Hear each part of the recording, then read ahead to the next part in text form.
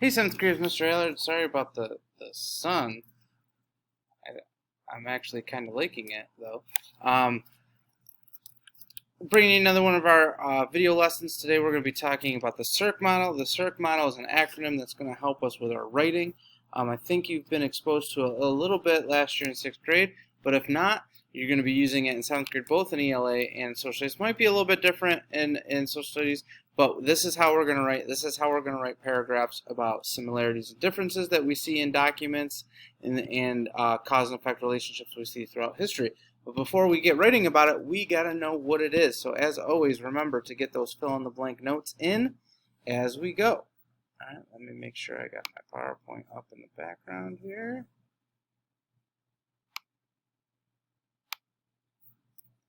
Oops, let's get that up. All right, so writing with Cerc. Cerc is an acronym. Our first C in Cerc stands for claim. You've probably heard this term. It's called a million different things. They all mean the same thing. A thesis, position statement, your topic sentence, your main idea. It's what you're writing about. It's what you are trying to prove. It's the reason why you're writing. Now, we have been practicing how to create a claim throughout this year by using RAG.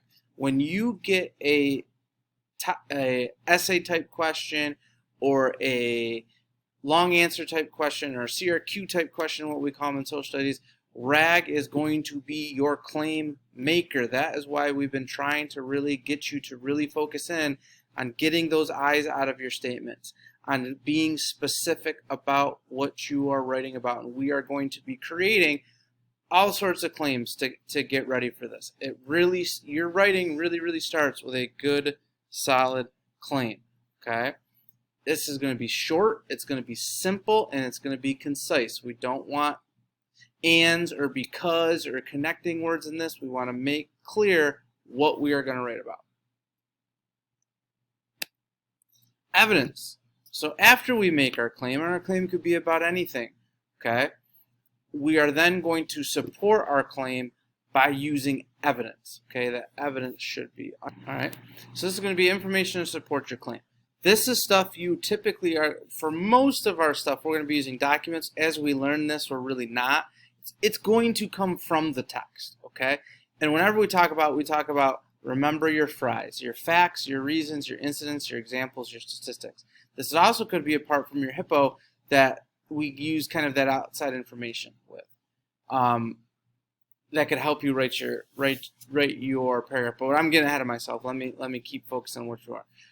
Most of the times, if it's from a document, you are going to direct quote it. You may paraphrase it, trying to get the sun glare kind of off me a little bit, but it's not really working.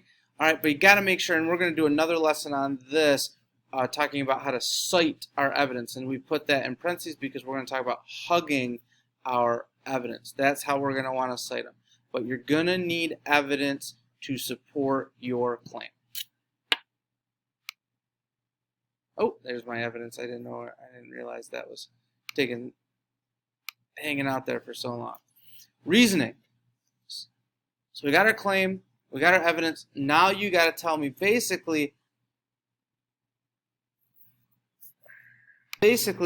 how or why or in what way your evidence proves your claim. This is going to be your why. This is going to demonstrate your thinking.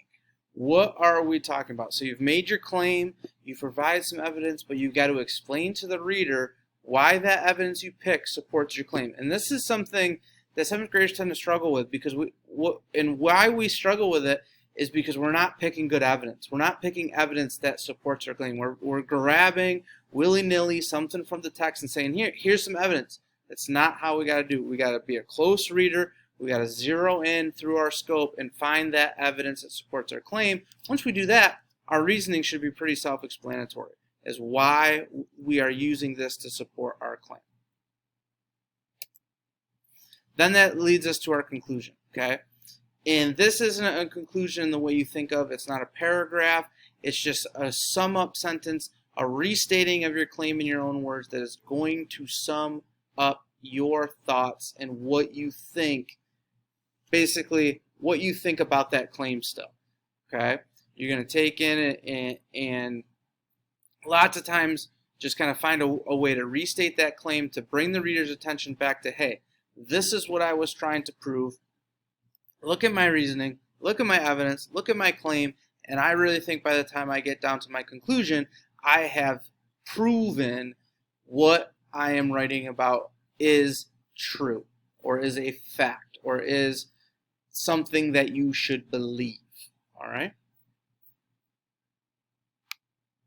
All right, that's our quick lesson on Cerc, and one reason why we keep it quick is because we got to spend more time working on this.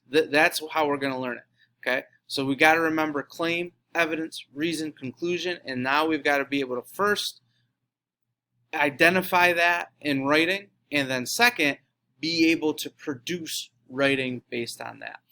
As always, if you have any questions, always hit me up on Schoology by sending me a message. If you're sending me a message specifically about this, put Cerc in the message heading, and I will be sure to get back to you as soon as possible. Until next time, 7th graders, Allard out.